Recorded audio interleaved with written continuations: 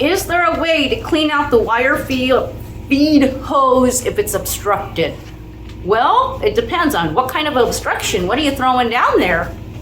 Okay, so do you guys understand what is inside the gun, the hose? So inside the hose, Insulated. well, it's insulated, but inside that insulation, it's like this spring thing. Right.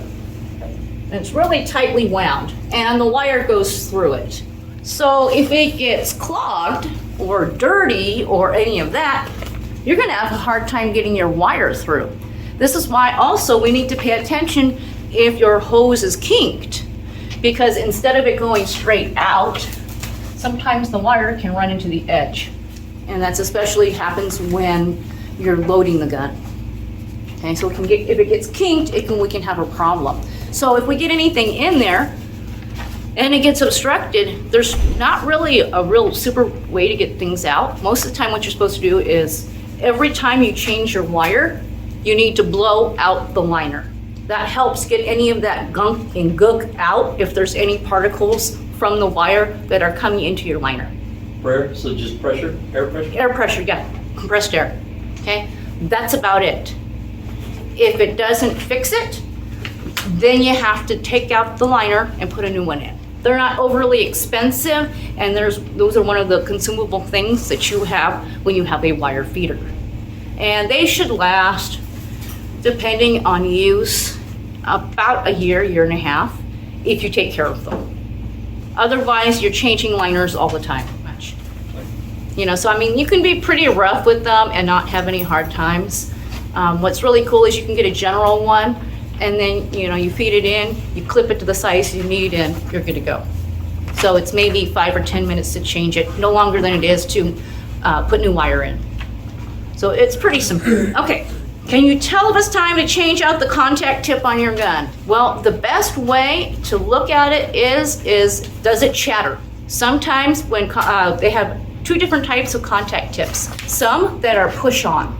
So you just push it on and it kind of stays there. Others are, you know, screw on. Okay, what can happen is that when they get worn, they'll chatter back and forth. The other thing is that, so that it's no longer sits well. That means that you can ground out to anywhere. So if you accidentally touch your cup to something, you can ground out. So it's not always fun. But the other thing is that like the little hole, the orifice for where the wire comes out, if it becomes oblong, you're gonna have some issues too with the wire chattering in there, and it will ground out, and when it does ground out, it will weld your chip shut. That's when you get a new one. And even then, if you wanna save some money, you don't get a new one. You take that trusty little tip to your bench grinder, heat it up, pop, and you pop it out, okay? So that's the best way to take the tip and the wire out and pop it out, ream it out, use it again. It saves money for a lot of companies when they're able to do that. Yeah, so it just chatter, Yeah. like it just, and it's not a lot, like it's very, very minute, but sometimes you'll feel it when you're trying to weld or when you're trying to be accurate and you hit the cup to something and then you see it burn. So that's when you have problems. So what are the requirements for becoming a plasma cutter? Know how to use the plasma cutter. Why is oxy-fuel still in use if plasma is better? Well, we've heard the pro and the con. Why would we use oxy instead of plasma maybe? Money, right? It's less expensive. What else? Portable? It's portable, good. We don't have to have electricity. That's kind of the cool part about it. How hot does the metal get when using oxy-fuel? My reply to you is, what is the melting point of the material you're trying to cut? Exactly, so it kind of depends on the thickness of material and anything. It goes between, 2,300 and 3,600 or thereabouts for cutting. What is Hypertherm? Hypertherm is one of the first companies that started doing plasma cutters. And Hypertherm is still around, and they have really nice machines.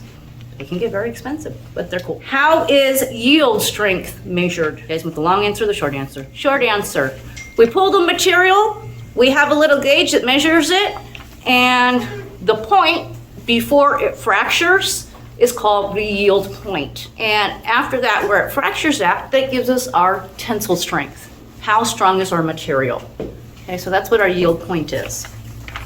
What does MPa stand for, Papa? MPa. Yeah, MPa, megapascals. Pascals. Okay, so when we talk about cellulose sodiums and different types of clays and different types of things, we're actually talking about the flux coating that's either exterior, or when we talk about a tubular electrode, that is interior, okay?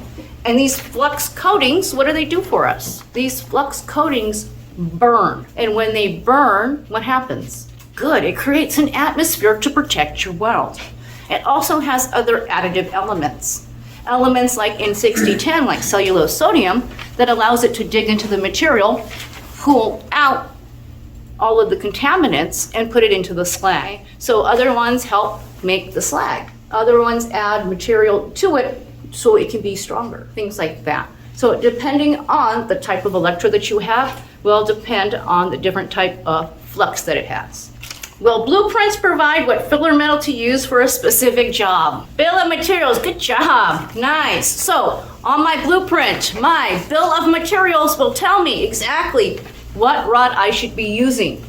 And if we're on a big site blueprint, there'll be a section, it says welding, and here's the procedures for welding, and that will tell you, you must use such and such a rod. You must use such and such process. Okay, and it's usually spelled out. Sometimes it just says, you must use a 70,000 tensile rod. That's it, that's all it says. So then you can use whatever you feel like. Somebody wanted to know why we keep the tanks outside when there was no room inside. Well, usually though, a lot of shops will actually keep all of their tanks outside for the fact that if anything happens, like a big kaboom, it's outside. Where there's less people that may be working, it's a little bit more safe. What electrode rods do we use there the most? Probably 4043. We use a lot of aluminum, we do a lot of TIG. Stainless rods, 316L. And then if we're doing stick, 7018. If we're MIG, ER70S-6, E71T-1. So quite a few different ones. What do we do there? Everything. We made sidecars for a while. We do fences. We do a lot of repair work. And then we do a lot of certification work. So people will come to our shop and certify as welders. What is my favorite type of weld? Is it weld or welding? I like to TIG weld. I like to do a lot of repair work. It's challenging, it's fun. So a lot of times it's broke, here, can you fix it? Kind of fun. Okay, what temperature should I have my setting at when I get started on welding aluminum? Hot enough to melt it. Your temperature, should it be anywhere between 135 and like 150-ish. That helps you start your arc quickly, start your puddle quickly, and not heat up your whole entire plate. Especially with aluminum, because it has a high ability to absorb heat. And it'll dissipate it quite quickly too, but it will suck in as much heat as it can. And when you're TIG welding, if there's too much heat into it, halfway through the weld, it's gonna blow out because it's just too much heat being stuffed into that little piece of metal. What percentage should I open my oxy cylinder when using the oxy torch? Well, let's say the gas, it says the oxygen cylinder all the way. Oxygen has a dual seating valve, which means there's an O-ring on the top and an O-ring on the bottom. If you do not open it entirely, that top O-ring will not sit, and you can actually have gas leaking out because of it. So it has a dual seating valve. What other gases have a dual seating valve? Argon, CO2, and mixed gases. Fuel gases are the only thing that I am not going to open all the way. Why? Yes, if it's on fire, something happened. I'm serious, there can be leaks on your stuff and they can catch on fire, and it happens. So you want to be able to turn it off as quickly as possible. And this one you guys are gonna laugh out of. So I was in the shop with my students and we're learning how to cut with the torch. Going to town, guy cut something and his piece drops. Torch is lit in his hand. Goes, let me pick this up. Before I could say anything, he cut the hose with the torch. I was so grateful for a half of turn. You have no idea. I was like, holy smokes. I'm like, abort, abort, everybody, out, out, out. I was like, whoo, whoo, explosion averted. Because all it takes was that flame to go back into the hose, goes right into the cylinder. So that's where your check valves do not help, because your check valves are attached to the end of the torch because it's supposed to help things not go bad, right? But if we cut it with a torch, all bets are off, okay? Just so you know, guys. It was kind of funny, but kind of scary. Kind of a little bit scary. I can laugh about it because I knew what needed to happen. But when that does happen, make sure you turn your gas off right away. If something malfunctions, turn your machine off right away. If your stinger gets overly hot, turn the machine off. If you see your ground is glowing red, turn the machine off. I had a guy who his ground wasn't grounded properly.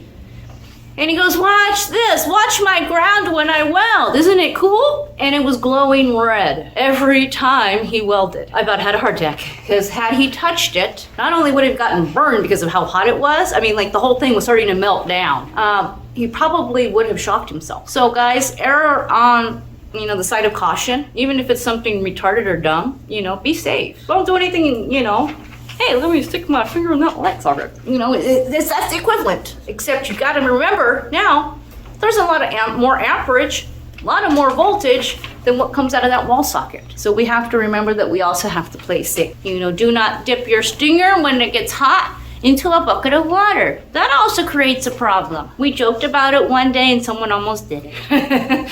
We thought it was absolutely hilarious. We're like, yeah, just don't dunk your stinger in the water while you're welding. And we were laughing about it. Not everybody else in the class was laughing about it except for one kid. When we saw him try to take his stinger to the water, we just about lost it. All right, guys, so we're gonna get back to the rest next time. Do we have any other questions or concerns or other questions that this brought up? Did this help some? I don't want to find out.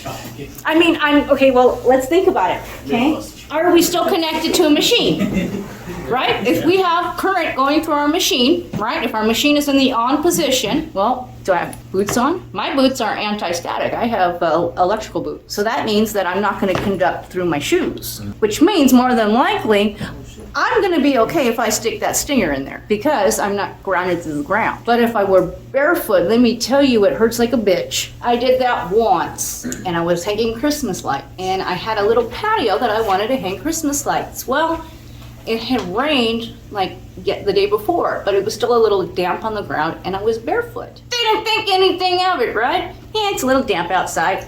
Turn the lights on because I wanted to see where I was doing it because it was kind of dusk. And I'm going to put it over the edge. Well, apparently, I guess before, there was a little break in the wire, and I didn't know. And my finger over it. And stepped into that wet puddle barefoot. Let me tell you, I couldn't kick myself off. Because I had grabbed it with both hands to do this when I stepped into the puddle, I couldn't kick myself off. I had to, my friend was watching this, because he was standing on the other side, and going, and he had literally had to kick me off because I couldn't get myself off of the electricity. Sometimes, well, I mean, that's like lightning style, but when we're talking about, low current, it'll just keep going and going and going until you're fried puppy. Yeah, you kind of get stuck. You're just kind of like, you can't let go. It's like your muscles contract like this. It's kind of like getting hit by a stun gun. It makes all your muscles contract. So you still continue to hold on to it. Yeah, pretty much, but it contracts all of your muscles, so nothing you could do. So you're standing there just, well, if they're, get shocked either? yeah, you can actually, that can happen. That's why they tell you not to touch somebody, right? Correct. That's right. Well, you can actually continue it. And we've actually seen experiments where they can take a current and everybody holds hand all across the room and they can still light that light bulb across the room because we're carrying the current. So yes, if somebody's really getting shocked, like from a machine, do not touch them barehanded. You need to have some sort of tool that has plastic on it or whatever, or a broom to push them off, because then you can get sucked in. Tammy's getting fried! Look, everybody, look. I thought you guys wanted to know this. All right. Any other questions? No. You need to have like a stick or something. But yeah, well, I mean, really, no, think about it though. Like if somebody's really getting shot, this is, not a few amps. This is hundreds of amps, okay? Think about it like this, like you're at a work site. Go look online. There's tons of people that it happens to. But you'll see like an electrician get shocked and then his buddy sees him and tries to kick him off and he gets stuck. Yeah, so it does happen, huh? Well, I don't know that you want to tackle them, but like that's why you get a broom or something, because then you're breaking the area where the current can flow through. Same thing. I mean, yeah, just bash him over the head. I don't know. That way you don't feel so bad, buddy. Hold on. Just don't use a metal bat, okay? All right, guys, that's it for tonight. All right, go weld the world. Weld the world. Please like and subscribe. Stay tuned for another part. Weld the world.